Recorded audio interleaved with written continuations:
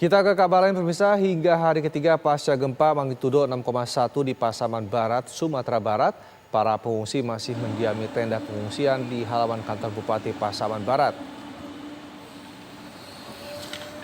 Dari data terakhir, gempa menyebabkan 4 orang meninggal dunia dan hampir 2.000 bangunan rusak parah. Ribuan pengungsi korban gempa masih mendiami pelataran lapangan kantor Bupati Pasaman Barat, Sumatera Barat. Setidaknya ada 10 tenda barak yang sudah didirikan oleh pemerintah setempat guna menampung warganya. Menurut warga, mereka tidak bisa pulang ke rumah lantaran rumah mereka tidak layak huni karena pasca gempa yang terjadi pada Jumat kemarin. Sementara dari data pemerintah setempat per hari Minggu kemarin, total korban jiwa di Pasaman Barat berjumlah 4 orang dan 67 mengalami luka-luka. Selain itu hampir 2.000 rumah rusak digoyang oleh gempa. Sementara kebutuhan mendesak saat ini berupa selimut dan sembako untuk pengungsi yang tersebar di 35 titik. Campur ya. Bisa ini 50 ya. Ajai.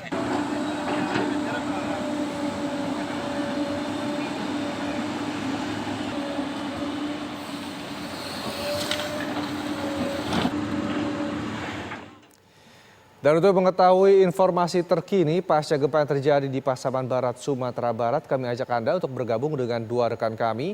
Ada Dona Caniago dan juga Wanasari. Dona Caniago berada di lokasi pengungsian, sementara Wanasari berada di lokasi pencarian korban. Pertama kami ajak Anda ke Wanasari. Wana, bagaimana proses pencarian korban hingga pagi hari ini? Masih ada berapa warga yang hilang?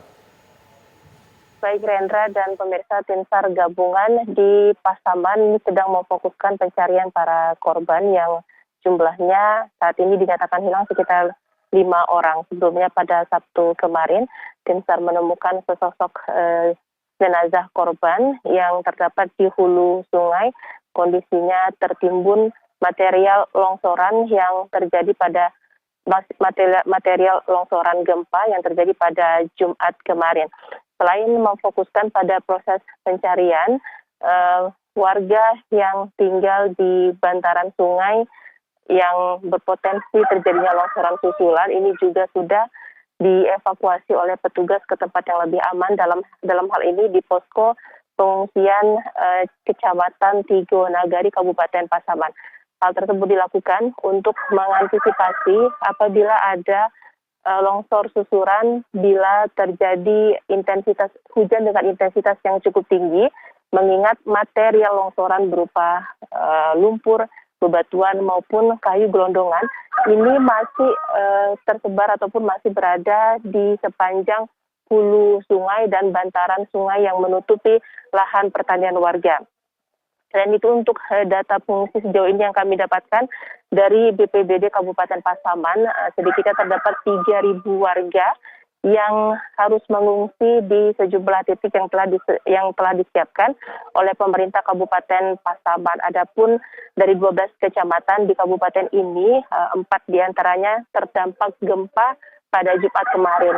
Keempat kecamatan ini daerah terparah yaitu menimpa kecamatan Tigo Nagari, dan sejauh ini datanya sudah ada 6 orang meninggal dunia dan ada 5 warga yang saat ini masih dalam proses pencarian oleh tim SAR gabungan.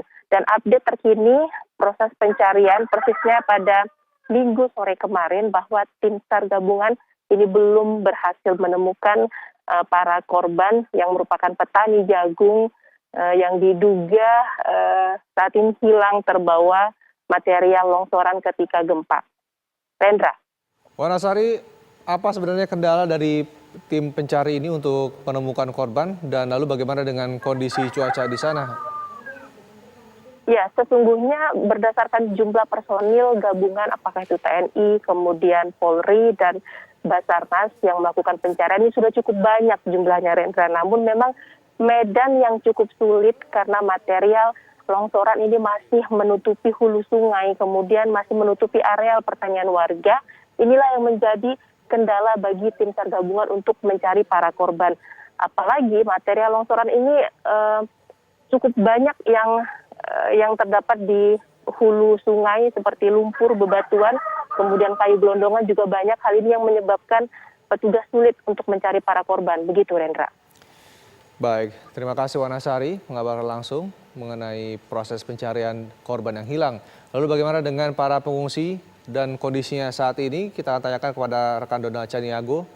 Donald, apa sebenarnya yang saat ini sangat dibutuhkan oleh para pengungsi korban gempa tersebut? Ya, terima kasih Rendra dan pemirsa. Di tempat saya mengabarkan ini merupakan posko utama atau titik utama para pengungsi yang berasal dari Kabupaten Pasaman Barat. Di sini ada sekitar 2.500-an atau hingga 3.000 warga karena di sini ketika siang hari jumlahnya berkurang, kemudian ketika malam hari mereka datang lagi ke sini. Nah, di sini yang menjadi kebutuhan sangat urgent bagi masyarakat itu adalah ketersediaan akan adanya kurangnya minimnya sanitasi seperti ketersediaan air bersih untuk mandi, kemudian ketersediaan untuk membersihkan beberapa pakaian mereka. Jadi ini terasa seperti agak kurang. Kemudian adanya keterbatasan adanya MK. Nah, di sini menjadi kendala tersendiri bagi beberapa warga karena mereka di antara ribuan warga ini mereka harus bangun duluan begitu agar untuk mendapatkan air yang cukup. Nah, di posko ini ada sekitar 15 tenda. 15 tenda ini diisi rata-rata satu tenda itu lebih dari 100-an warga pengungsi yang berasal dari Nagari Kajai dan Pinaga dan beberapa daerah lainnya yang terdampak dari gempa. Begitu Rendra. Lalu bagaimana dengan kondisi kesehatan di lokasi Anda terhadap warga ini dan bagaimana dengan kebutuhan atau stok obat-obatan? Ya, tempat saya mengabarkan ini ada posko kesehatan. Namun saya sempat melakukan kunjungan ke beberapa daerah-daerah di kawasan terdampak gempa yang warga juga mengungsi di depan halaman rumah mereka. Nah, rata-rata warga mulai mengeluhkan adanya sakit seperti sakit kepala, kemudian masuk angin, kemudian bahkan bayi-bayi pun mulai terserang seperti diare ataupun gigitan nyamuk begitu. Nah, beberapa petugas atau tim bantuan dari daerah-daerah lain yang datang ke lokasi bencana juga langsung memberikan bantuan berupa pengobatan medis secara cepat begitu.